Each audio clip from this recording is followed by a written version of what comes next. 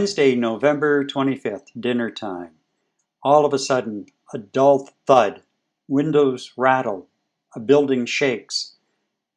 Run to the window, look across the harbor, the telltale plume of smoke drifting across the AIM facility, American Iron and Metal Shredding Facility. Another explosion. The company has been at the center of controversy since the expansion with the shredder operation about almost 10 years ago.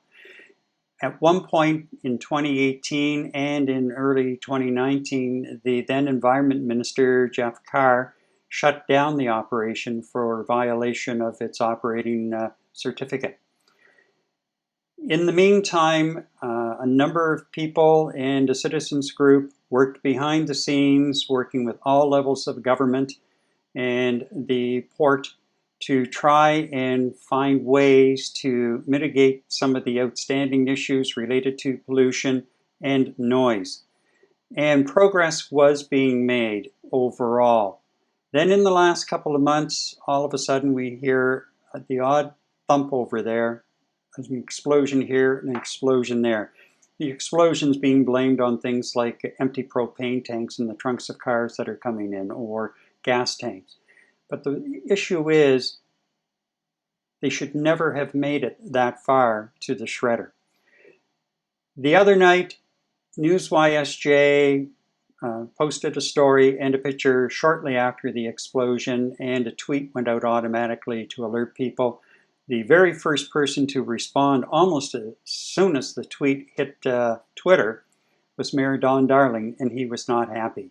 Joining me now is St. John Mayor Don Darling, and he is on an action path.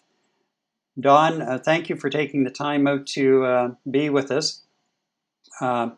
Your reaction on Wednesday night was swift and terse.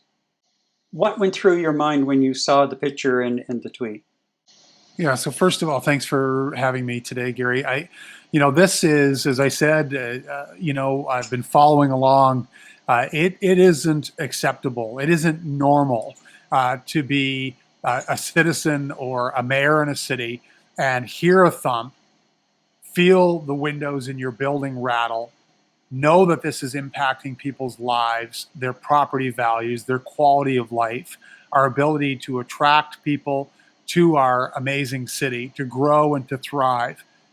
And just like you, hear a sound, hear a thump, see a plume of smoke, and stand up and look out my window, whether I be at work or I be at home, and say, oh, I wonder what's happening at AIM again. And it's just completely unacceptable. It's very frustrating. And in many ways, we're a bystander to this. The municipality is a bystander, but no excuses. As a leader, we have an obligation to demand of the federal government, the provincial government, Port St. John, and the company themselves for better outcomes on behalf of our citizens. And I remember late June of 2018, I think it was, you called a meeting and tried to bring all of the players together. And it was a good meeting. I was there at the meeting, and it seemed to start to open the channel of communication. Then by November of 2018, after one blast in particular in September, where a cruise ship, and I looked out the window of our bedroom window and saw some of the passengers on the cruise ship almost jump out of their skins. From there, it seemed that all of a sudden we had everybody on board, but still there was a lot of work to be done. And again, what people were discovering was how layered this is, and yet there doesn't seem to be a lot of responsibility to some of those layers, if that makes sense. As you say, municipally, you really don't have a whole lot of say in that operation. Yeah, I think it's, a couple of things. First of all, this is not about anti-industry. This is not about, it it can't be about preserving jobs at all costs. And again, we don't want to see anyone lose their jobs. What we want to do is we want to see balance in the case of AIM. The city's position dating back into 18, and then trying to have some of these meetings with Mr. Black himself, with obviously the provincial government, with the port, with the federal government. The objective here has always been about balance. And when citizens can't enjoy quality of life, when their property values are being impacted, when their lives are being disrupted, I think you have to draw a line in the sand. And, in this case, we have both Port St. John that must play an active role in finding solutions. We have the federal government, who obviously oversees Port St. John and a lot of their approvals in terms of it being port lands, federal lands. So the federal government has to play a role, and the provincial government, Gary, plays a critical role in the approval to operate. And just simply put, the approval to operate, which is a temporary approval until May of 2021, should not be extended in any fashion until we have found a more clear path forward that, in my opinion, brings balance on behalf of the citizens of the city. That's our role as a mayor, as council.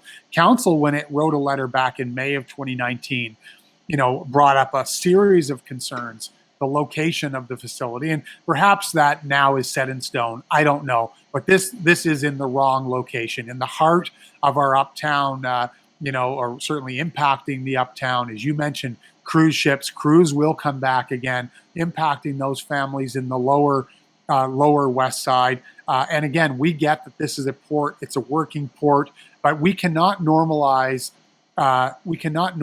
explosions. I would say that there isn't a community anywhere else in Atlantic Canada that would accept this. Can you imagine in Rothesay? Can you imagine in Quispamsis? Can you imagine in Fredericton, where citizens would be asked to accept explosions that are happening, that are rocking their windows? It wouldn't happen. The operating license needs to be reviewed, not only reviewed, but it must be enforced. So there are specific clauses in the current operating license that are not being enforced appropriately, in my opinion.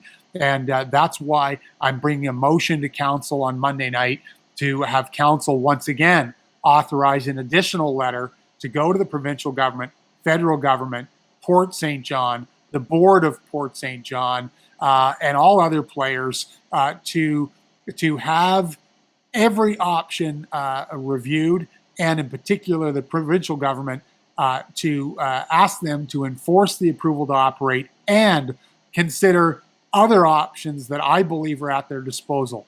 Fines, shutting this operation down when an explosion happens, and exploring lowering the 104 decibel threshold. I'm not sure who came up with that or how it was arrived at, but if an explosion can happen that shakes buildings and shakes the windows of buildings and shakes people out of their seats or their beds, and somehow someone wants to tell us that was under the 104 decibel noise level, then I think that has to be explored as well. Environmental performance, if the operation is not adhering to the approval to operate, what assurances do we have around environmental performance? Obviously, as you know, the fire department responded recently not only to these events, but responded to a big fire.